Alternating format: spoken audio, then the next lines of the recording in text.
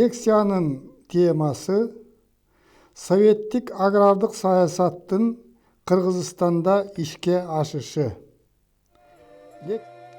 Совет бийлиги орногондон баштап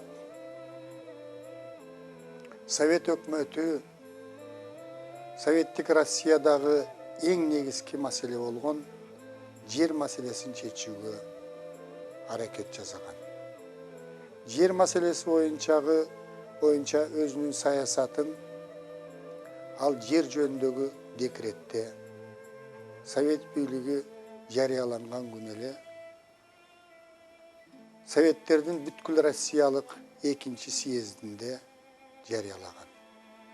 Жер жөнүндөгү декрет боюнча агрардык саясатты жүргүзүүнүн төмөндөгүдөй негизги принциптери аныкталган.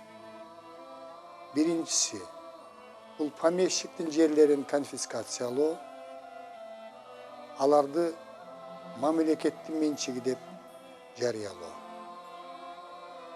Экинчи, жер иштегендердики деген принцип боюнча дыйкандарга жерди бөлүштүрүп берүү. Үчүнчүсү, чарбаларды жерге жайгаштыруу. Төртүнчүсү, салыктарды, дыйкандардын кредиттик союздардан алган карыздарын жоюу. Дыйкандарга кезектегиси, дыйкандарга материалдык техникалык жактан, акча каражаттары жагынан шаймандар боюнча жардам берүү. Акыркысы айыл чарбасын тейлөө боюнча айыл чарбасынын ишин жакшыртуу үчүн жеке чарбаларды кооперативтерге, кооперативдин жөнөкөй түрлөрүнө бириктирүү. Мына ушул агрардык саясаттын негизги принциптерин жүзөгө ашыруу Россиянын борборунда өзүнчө жүргөн.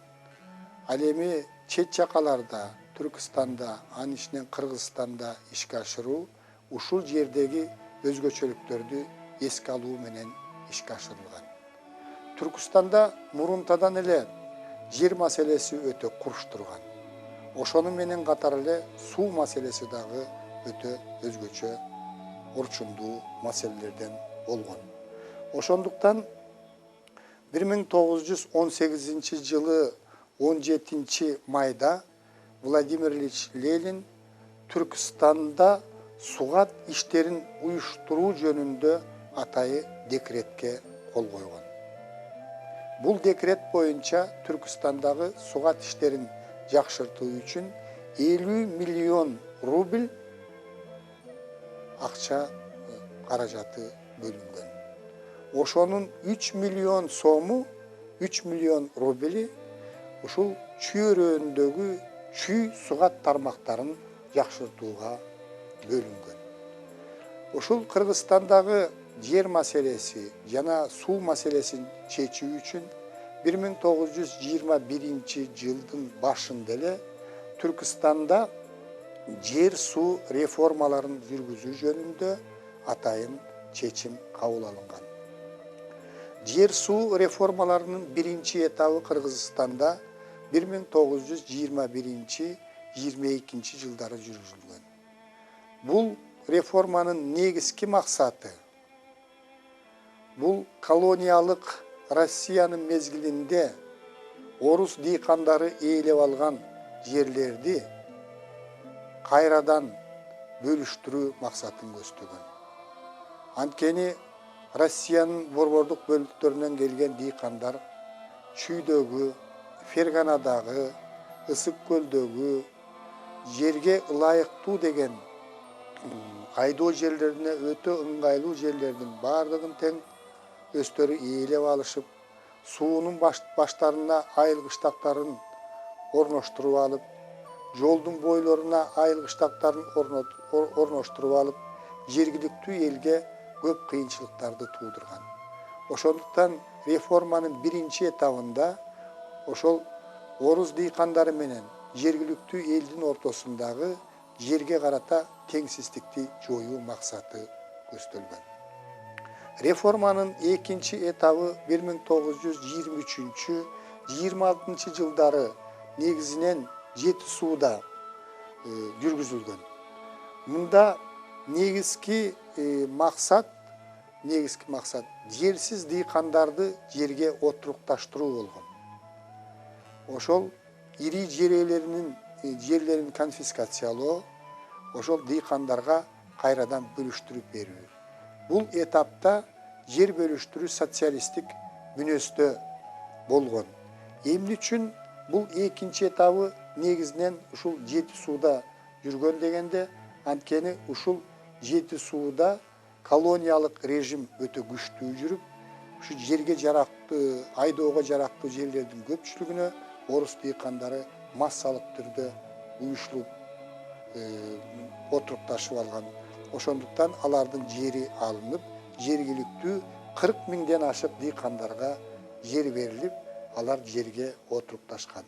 1927 жылы 12 ноябрда Кыргыз АССРнын Борбордук аткаруу комитети, Эл комиссарлар совети Кыргызстандын түштүгүндө жер суу реформасын жүргүзүү жөнүндө атайын чечим кабыл алган. Мунун натыйжасында Кыргызстандын түштүгүндөгү жерсиз көптөгөн дыйкандар, чайрекерлер булар ошол өзүнүн жеринин жоктугуна байланыштуу бөлөк-бөлөлөрдүн жерин, шайманын алып иштетип, анан өндүргөн түшүмдүн бир бөлүгүн жердин ээсине берип жүргөн адамдар, азыркы тил менен айтканда арендаторлор. Мына ушул чайрекерлерге жер берүү маселеси чечилген. Натыйжада Кыргызстандын түштүгүндөгү жерсиз дыйкандардын көпчүлүгү жер алышып, алардын айрымдары колхоздорго жана кооперативдерге бириккен. 27-28 жылдагы жүргүзүлгөн жер суу реформасынын натыйжасында Кыргызстандын түштүгүндө 65 колхоз уюштурулган. Эми бул жер дыйкандарга бөлүнүп берилгенден кийин дыйкандар ал жерди өзү жеке иштете албай турган болсо, алар ыктыярдуу түрдө шериктештиктерге биригүүгө бардык мүмкүнчүлүктөр түзүлгөн. Ошондуктан дыйкан чарбаларын кооперативдерге бириктирүү маселеси ошол мезгилде колго алынган. Үлгү катарында 1924 жылы Чолпон кооперативи, 1925 жылы Аксай кооперативи уюштурулган. Акырындык менен ушул дыйкандардын кооперативдерге биригиши күч алган. 1925 жылы Кыргызстанда 22 миң адамды бириктирген 230-тан ашык кооперативдер түзүлгөн. Мына ушул жерден өзгөчө белгилей кете турган нерсе, ушул 20 жылдын башынан баштап Советтик Россияда анын ичинде жаңы экономикалык саясат жүргүзүлгөн.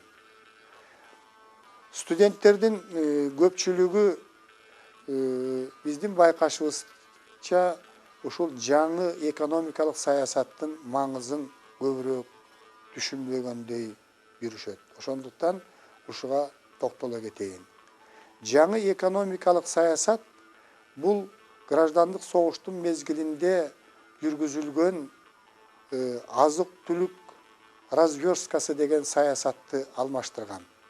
Согуштун шартына ылайык граждандык согуш жүрүп аткан мезгилде дыйкандардын өзүнө гана жеткидей, үй бүлөсүнө гана жеткидей азык-түлүктү калтырып, калган ашыгынын баарын фронттун кызыкчылыгы үчүн жыйнап кетүү саясаты болгон.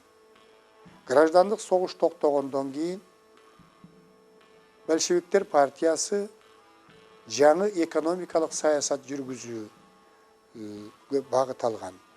Мунун эң негизги максаты экономикада демократиялык эркиндиктерди, демократиялык принциптерди ишке ашыруу болгон. Биринчиден, өндүрүштүн эркиндиги жарыяланган. Эркин соода кылуу жарыяланган. Өз өндүргөн продукцияны каалагандай сатууга, каалагандай пайдаланууга мүмкүнчүлүктөр ачылган. Мамлекет жеке өндүрүүчүлөрдүн ишине көп кийлигишкен эмес. Ар ким эмгегине жараша акы алууга мүмкүнчүлүк түзүлгөн. Өндүрүштө конкуренцияга жол ачылган. Ошол 20-жылдагы жүргүзүлгөн реформалар мына СНГнын көп КМШнын көп мамлекеттеринде, анын ичинен Кыргызстанда Союз ыдырагандан кийин жүргүзүлгөн реформага окшошуп кетет. Мына ушундай жүргүзүлгөн реформанын натыйжасында баалардын эркин болушу, өндүрүштүн эркин болушу, ушунун натыйжасында айыл кыштактарда дагы, өнөр жайында дагы өндүрүш үчүн жакшы шарттар түзүлгөн. Жер алган дыйкандар жаңы экономикалык саясаттын натыйжасында азык түлүктү көп өндүргөнгө кызыктар болгон. Өзүнөн ашкандын баарын сатышкан, соода мамилелери жакшы өнүккөн. Өнөр жайында дагы ушу кустардык ишканалар көбүрөөк болгон Кыргызстанда, алар дагы ушу өндүрүшкө кызыгып, өзүнүн товарды көбүрөөк өндүрүүгө, аны сатып пайда көрүүгө аракет кыла баштаган. Мына орто дыйкандардын саны көбөйгөн айыл кыштактарда. Ал эми өнөр жайында непмандар деп аталган орто ок аттуу буржуазиялык элементтердин саны көбөйө баштаган. Ошол 20-жылдардагы саясаттын натыйжасында экономикада көп уклаттуулук үстөмдүк кылган. Экономикалык менчиктин түрлөрү болгон.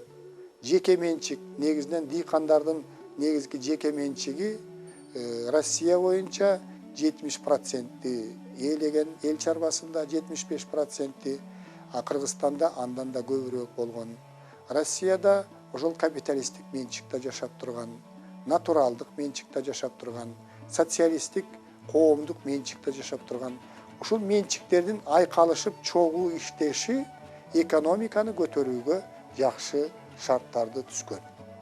Бирок 20-жылдардын аягында Совет бийлиги, большевиктер партиясы ушул өндүрүштүн өнүгүшүнөн, өзгөчө обереки жеке менчиктин баш көтөрүп, айылдарда орто дыйкандардын күчөп баратышын, шаарларда орто майда буржуазиянын күч алышынан корккон.